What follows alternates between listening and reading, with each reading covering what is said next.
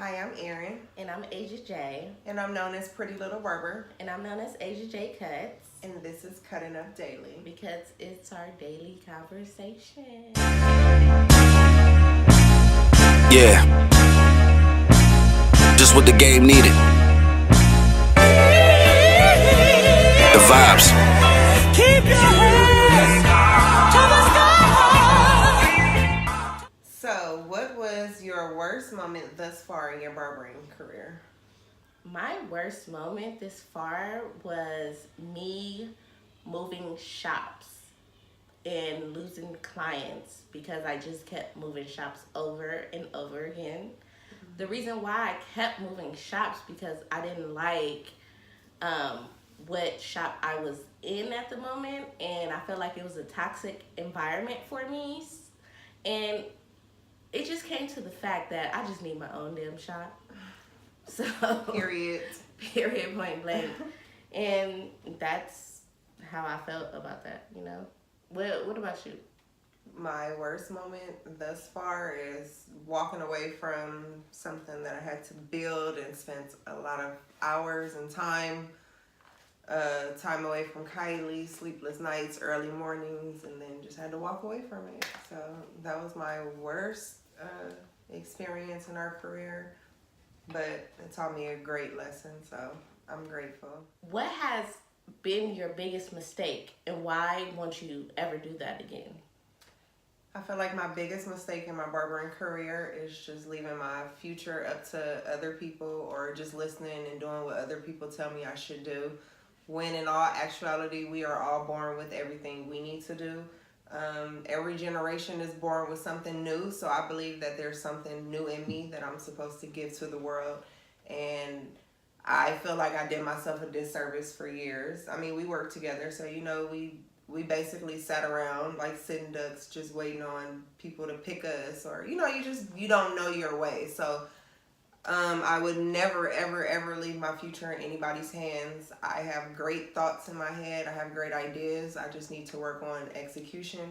And yeah, so I would never do that again, just because when you wait for people to give you stuff, you're only going to get what they give you or what they see fits you. Right. So I think that the best thing you can do is create your own opportunities and different lanes, like even us. This is something new. Right. And we're doing it because this is in us. Nobody else is doing this. But had we stayed under our old mentors' mentorship, we would have been doing something totally different. We end up doing a whole bunch of shit that we didn't even really want to do. Period. Right. So, yeah, I would say my advice in this situation is trust yourself. Like, all the things that you have in you, like the reason you can't sleep at night because you're thinking about stuff, like, that's what you're supposed to be doing, not listening to other people. That's some real shit. I feel like mine have been letting Instagram or social media get to me. Mm-hmm. And I would never let that shit happen again. I went through a phase where I felt like I wasn't, a real barber, or I'm not doing it right, and it really broke me down. And like she said, a mentor kind of led me into that situation, listening to other people. And it kind of built me because I would never do that. I'm not going to say never. I would, try your best. I would try my best not to allow that to happen in my life again. Right. I think too, in the generation we grew up in, like, social media is like in our face. So like our parents, they didn't have that type of pressure. Maybe it was like, oh, your cousin's a doctor and you do hair, or you do hair and your cousin do drugs. Like it was literally like one person in the family that you knew, like, that would put that pressure on you. Now it's like thousands of people. Like, there's female barbers like us. They have thousands and thousands of followers. They're sponsored. Just a bunch of stuff. And then you actually look at your work. Like, I look at my work and I look at the work of people that are on sets or in higher positions, and I'm like, my work is killing your work.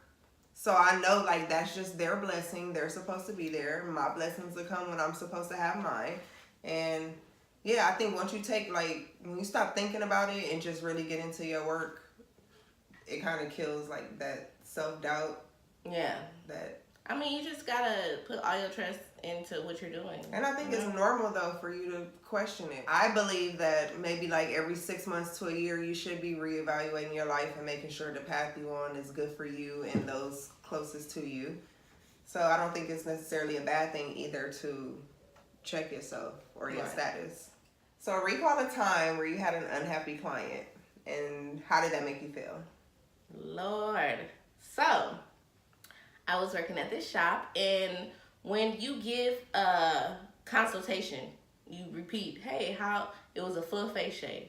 So I'm like, sir, hey, do you want a full face shave? Yes. A full face shave. Yes. All right. He's like, oh, I just got out the hospital. He broke his arm, so he's like, I can't shave my face for a long time. So it made sense. Right. So, and he was on a bunch of medicine. So I did a full face shave, but when I do give one, I start off with close clippers, like my clippers. So I did his face, and then I did his mustache, which wasn't that full.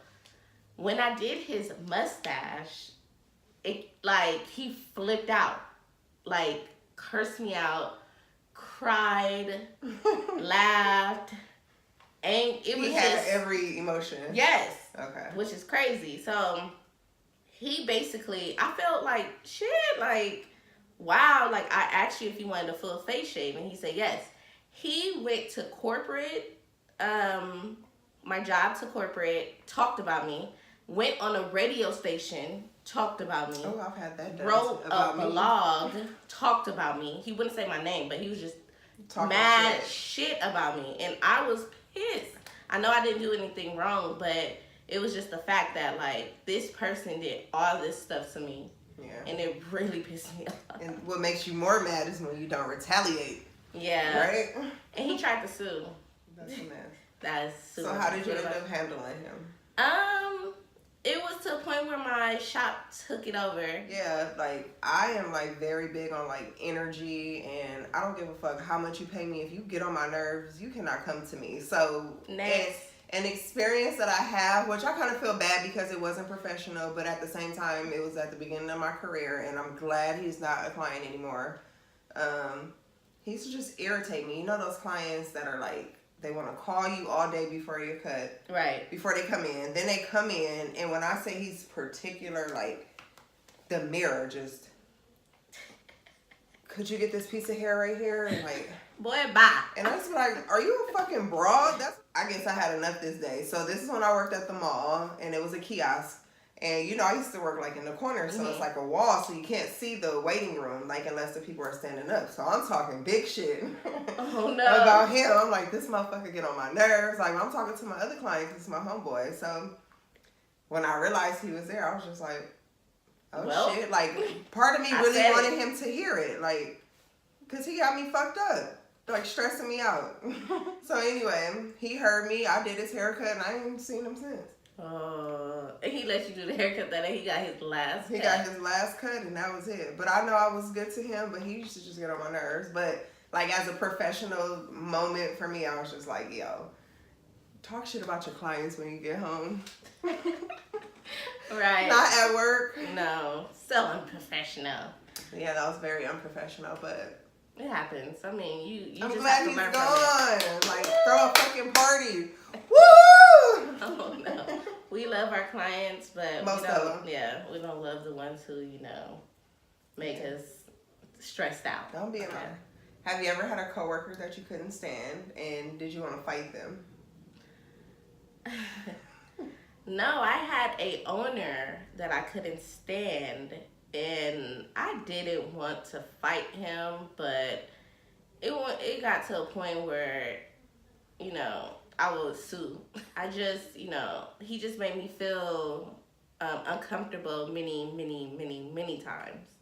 And I just had to get myself out that situation. Have you ever wanted to fight a coworker? And why, where, and who? Well, I have, actually two. One is a guy, one is a girl.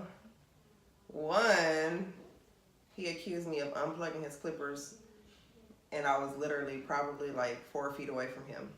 and he tried to press me in the barbershop. And A if you man know pressing me, a woman. Wow. if you know me, number one, I think that men should always be men. The fact that I did not do anything to you really had me mad. So yeah, I wanted to fight him at that moment. But thank God I worked with my cousins at that barbershop. You know who the owner is. He wasn't having that. So he stepped in right away. Recall a time when you just wanted to give up. Many. That's a lie. I never want to really give up. Sometimes I get tired. Or But discouraged. I have been discouraged because when it's slow and you're not making enough money, you're like, do I just need a regular 9-to-5 job? Do I need a job that pays full benefits? And, you know, you just get into that whole situation of feeling certain ways. Like just feeling down. I think personally, like every now and then, I won't say like that I want to quit, but I question myself sometimes. But then I have to really sit back and look at my progress and understand that slow progress is still progress, and that things don't happen right away. So we would like to say thank you for watching today's episode. Thank you. We'd like you to press the like button and subscribe below. And don't forget to tune in next week. We love you guys. Tip your barber.